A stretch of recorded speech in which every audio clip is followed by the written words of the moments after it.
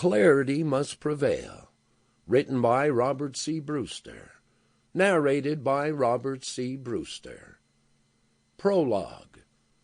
It was a joyous occasion, and everyone was in a celebratory mood. It had been almost 8 months since the end of the trial. A lot had happened since then.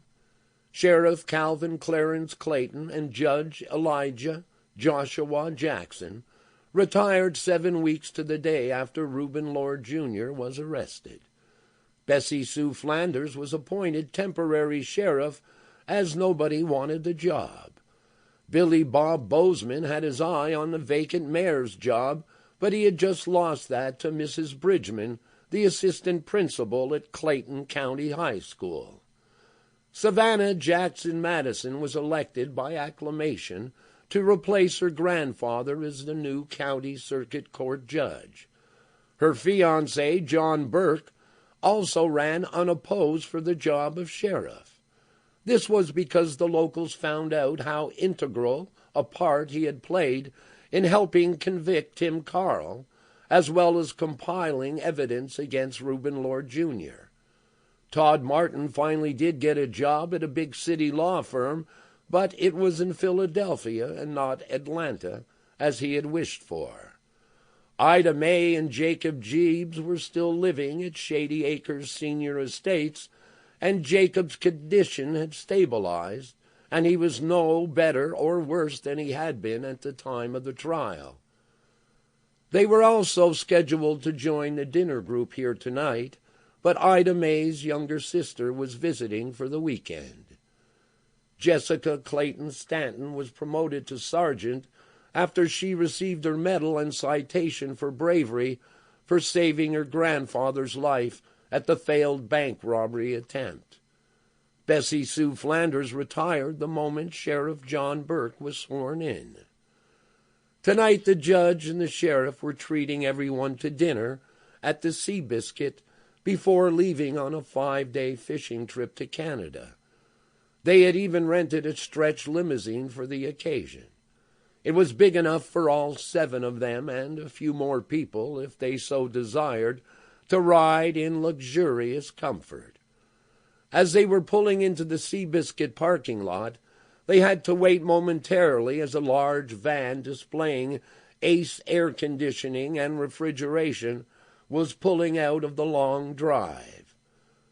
"Well, I don't know what came over you 2 skinflints," Lily said, smiling and winking at both her father and the judge. "Whatever it is, we are all in favor of it."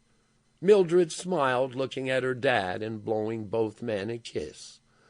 The van had to back up into the main parking lot to let the limo pass. "I hope there's no problem with the air conditioning.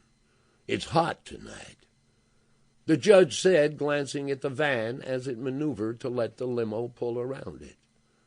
"Frank wouldn't let him leave if that were the case. Mr. Timmons is a stickler for details, isn't he, Gumpy?" Savannah said as a large van drove past them, and the repairman waved before proceeding down the restaurant's long, narrow driveway. "Well, that's why I love this place. In all the years I've come here with friends and family, I've never been disappointed. That is not something you can say about many things today." "I think your Gumpy is trying to tell us something, Savannah. Either that, or he's going to go all sentimental on us," Jessica said. She was slightly feeling the effects of the champagne they had all been drinking since they left Clayton, a few of them a little more than the others. No longer a special agent working exclusively for the White House, John Burke sat back and took it all in.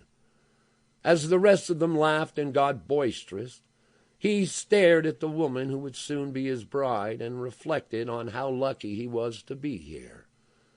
Happenstance and duty to his country had brought him to a little county in Florida in the middle of nowhere. Now it was love that was going to keep him here.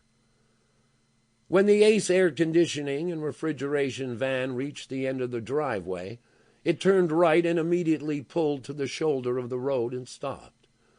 The Sample complete. Ready to continue?